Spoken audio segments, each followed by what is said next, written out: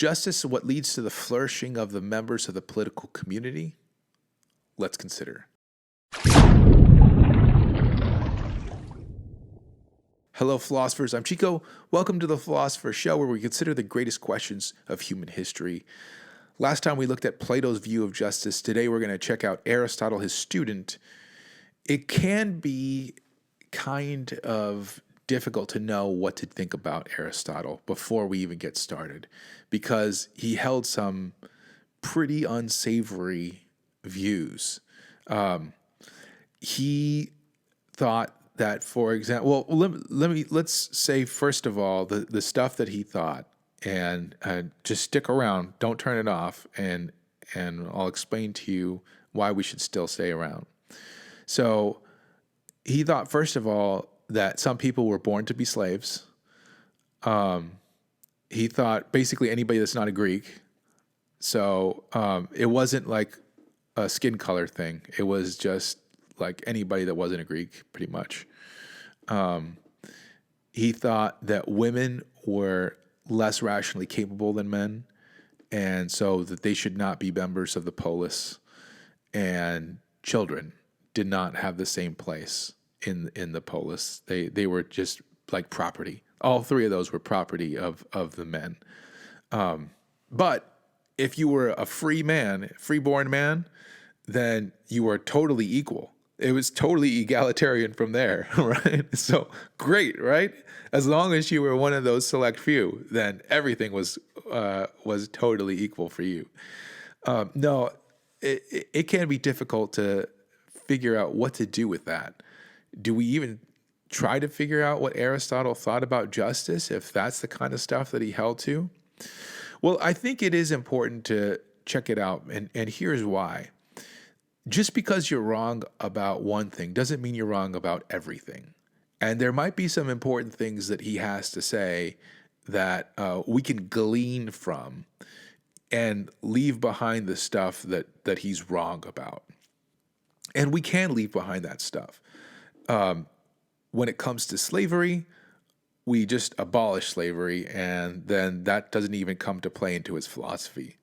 When it comes to women, and I know some of you out there are going to be complementarians and think, oh, well, maybe he's just saying like women and men have different roles, and they just complement each other. And no. He thinks women are less than men. He thinks they're inferior to men. And that's definitely not something, I don't know, that's not something I can countenance. So I'm going to say that we're going to have to get rid of that. But we can. We can just say like, okay, take his philosophy and raise women up and throw them in the mix with the men, and nothing really changes in his philosophy. It all goes the same way. With children, I mean, like I realize that some of you are going to think that children should have more of a voice than they do have, or more of a voice than Aristotle would let them have. But at the very least, like there's got to be some kind of cutoff. Like a 2-year-old really can't have a vote. There's got to be something that some kind of cutoff point somewhere. And whatever that is, he's got to be right about that somewhere. So we'll leave children open, but for the other two, we can just cut those parts out of his philosophy, and then we can go from there. And that's what we'll do. We'll see what we think about his philosophy after we cut out the unsavory parts. And one thing that is true about Aristotle is if you like taxonomies, then you are in for a treat, because Aristotle was really a biologist and he loved to classify. And so he breaks everything into different categories, and he does a great job with it.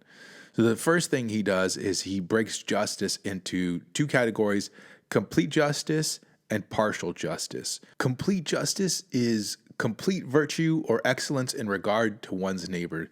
This is doing the right thing. A characteristic that you have inside of you for doing the right thing, and the right thing being something that leads to human flourishing for people in the polity, people that are members of the political community. And that is what also leads eventually to happiness. So Aristotle was sort of the progenitor of this idea of what is right is whatever leads to human flourishing, and human flourishing is what ultimately produces happiness. So he's not a hedonist. He's not a guy that says like we should all pursue pleasure. He's a virtue ethicist. He says that we should cultivate the virtues, and the virtues are what gonna help us to flourish, and flourishing produces happiness. That's ultimately what his or they're part of what produces happiness. And his complete justice is something that is pointing that out. But that's not really what we typically mean by justice. So we can sort of slide right on by that and look at partial justice. Partial justice is share of benefits and burdens. This is divvying out all the benefits and burdens that people need to share. So benefits being things like honor, material goods, and security. This corresponds more to our view of what justice is. And so he has this partial justice. He breaks off into two different kinds of justice: distributive justice and corrective justice. So distributive justice has to deal with distribution of honors, property, or anything else divided among the community. And what is just here, he believes, is that the ratio between things should be equal to the ratio between persons. And which is kind of odd, because remember what I said is that everybody in the political community is equal, relatively equal, right? They are pretty much all equal. Nobody has a natural right to rule over anybody else, nothing like that. And yet he does have this doctrine that some people are going to be worth more in some of these distributions. And why is that the case? Well, because not everybody contributes the same amount. So he believes that the more you contribute, basically, the more that you should get out of an enterprise. And when we look at the distribution of goods based on the contribution that you've given, there should be a proportional distribution. Otherwise, that wouldn't be just, right? If you put in all this contribution and you got just the exact same amount that everybody else got, then how's that fair? So that's distributive justice. Corrective justice, now having to do with, having to correct, he breaks into two further categories, and that is voluntary transactions and involuntary transactions.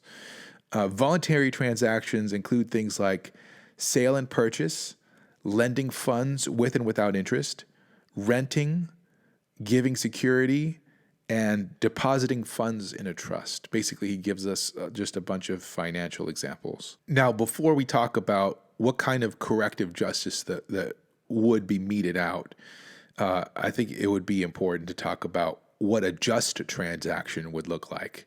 So a just transaction here would be one of proportional reciprocity. He believes in order for an exchange to be fair, it should be proportional. And what he's talking about here is that he gives like a bunch of examples. And one example would be if you have a shoemaker exchanging his goods with a housemaker. So let's say you have a housemaker she has her goods and the shoemaker has his goods, and they come together. Do they trade even Stevens? Just one for one, straight up? That seems kind of odd, right? Doesn't seem fair. If that were an arithmetic equality, that would be unfair. That would be unjust. Instead, there should be some kind of proportionality, right? That's what he argues. Now, what is this proportionality? Aristotle doesn't really explain. But in David Johnston's A Brief History of Justice, which is a very useful book, he suggests that the proportionality is based on the contribution to the overall stock of goods or utilities to the political community. So again, it would all go down to your contributions, right? So if you are producing these houses, you're producing more than shoes. So you are producing like a lot. So you should be getting more out of your transaction. So the ratio should be in your favor. Okay, and now involuntary transactions, he breaks down, you guessed it, into two more categories, clandestine activities and use of force. Clandestine activities are things like theft, adultery, poisoning, assassination, procuring, the enticement of slaves to escape, how dare you, and bearing false witness.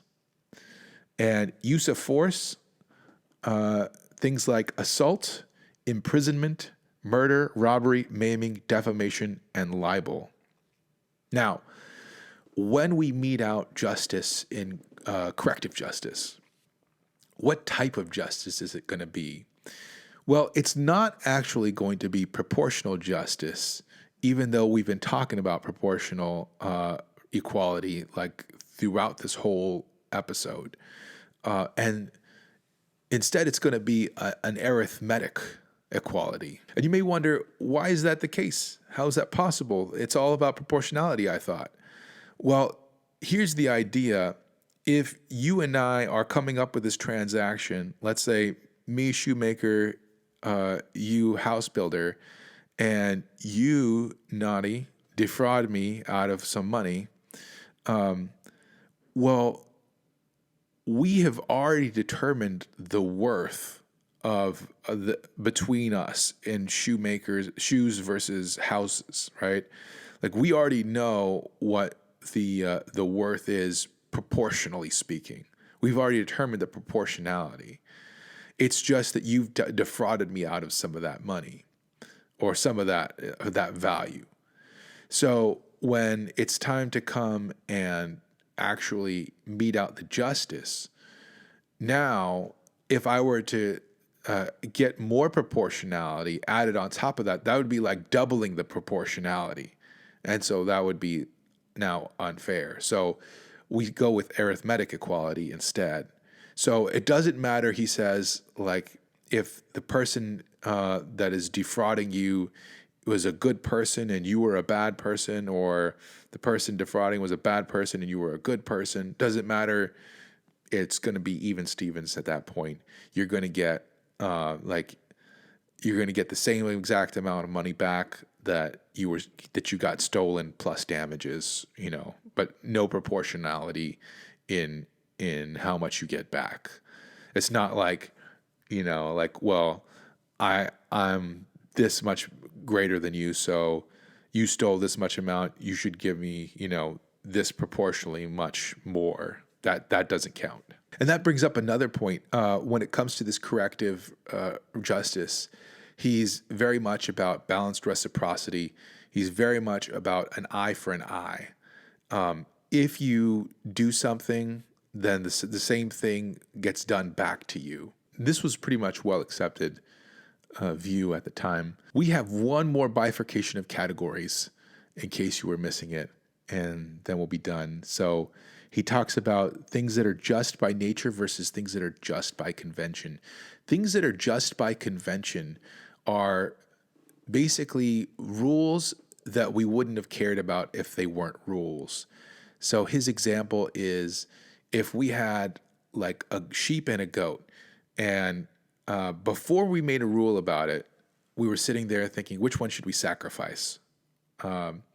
Sheep or a goat? Does it matter at this point? No, right? Like nobody really cares.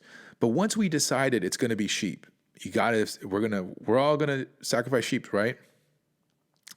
Now that's what the gods want, right? That's what we're going to decide that we're sacrificing to the gods.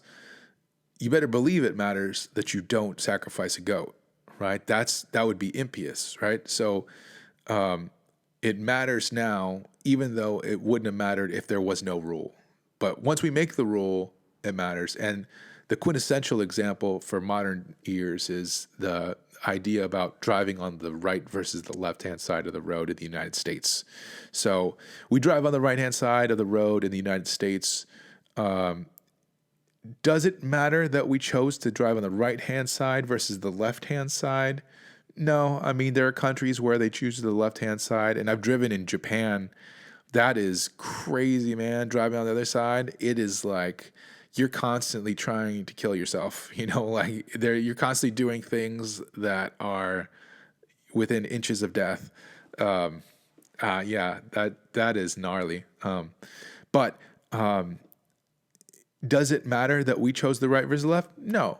But once we chose, you better believe it matters that you decide to drive on the right-hand side. So those are things that are just by convention. Things that are just by nature are things that are rules where we do care even if they weren't rules. He gives the example of murder and assault, right? These are things that even if there wasn't a law that said don't murder or assault, you better believe I would be upset if you murdered me, right? I'd be very mad if you murdered me.